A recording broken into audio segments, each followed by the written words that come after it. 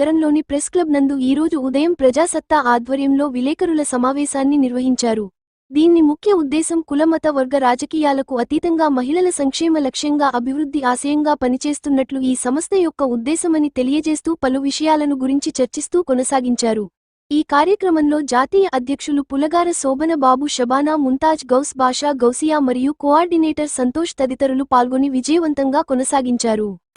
మహిళా కమిటీ సారథ్యంలో ఈరోజు ఈ పత్రికా విలేకరుల సమావేశాన్ని నిర్వహించడం జరుగుతుంది. ఇందులో భాగంగా ప్రజాసత్తా అనేది ఎటువంటి రాజకీయ పార్టీ కాదు, ఇది ఒక స్వచ్ఛంద సేవా సంస్థ. గత 2004 నుంచి కూడా మహిళల అభ్యున్నతి కోసం, వాళ్ళ సంక్షేమం కోసం, అన్ని రంగాల్లో వాళ్ళు అభివృద్ధి చెందాలన్నటువంటి ఆకాంక్షతో ప్రజాసత్తా పనిచేస్తూ కేంద్ర రాష్ట్ర ప్రభుత్వాలకు ఎప్పటికప్పుడు మహిళలకు చేపట్టవలసిన కార్యక్రమాల గురించి అనేక వినతి పత్రాలు అధికారులకు కలవడం జరిగింది. ఇప్పటికీ కేంద్ర రాష్ట్ర ప్రభుత్వాలు మహిళలకు వివిధ రంగాల్లో 50% రిజర్వేషన్ కల్పించడం ఎంతైనా ఆనందదాయకం. అదేవిధంగా ప్రజాసత్తా 2004 నుంచి కుల మత వర్గ రాజకీయాలకు అతీతంగా అన్ని వర్గాలలో ఉన్నటువంటి మహిళలకు, విద్యార్థులకు, యువతలకు, నిరుద్యోగులకు సేవా తత్పరతతో, సేవా దృక్పథంతో అనేక సేవా కార్యక్రమాలు మేము చేస్తూ ఉన్నాం. ఈరోజు వార్డు స్థాయి నుంచి జాతీయ స్థాయికి ప్రజాసత్తా మహిళా విభాగాన్ని బలోపేతం చేసే దిశగా ఈరోజు నెల్లూరు పార్లమెంటరీ మహిళా విభాగ కమిటీని ఏర్పాటు చేయడం జరిగింది.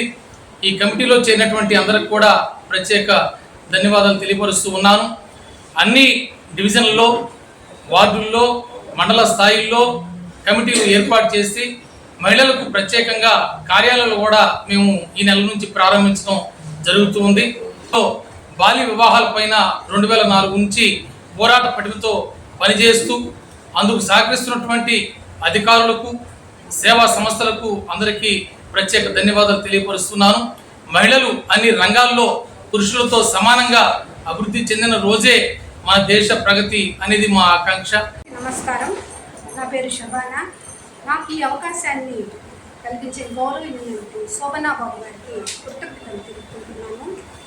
మా మహిళా కమిటీ తరఫున మేము నివేదికను సమర్పించుకుంటాము. అది ఏమిటంటే ఒంటరి మహిళలకు 40 ఏళ్లకు పింఛన్లు, నిరుపేద మహిళలకు ఇళ్ళు, స్థలాలు, వివిధ రకాల రుణాలను అందజేయాలని కోరుకుంటున్నాను. నిరుద్యోగ మహిళలకు ఉద్యోగం, ఉపాధి, నిరుద్యోగ వృద్ధి కలిగించాలని కోరుకుంటున్నాను.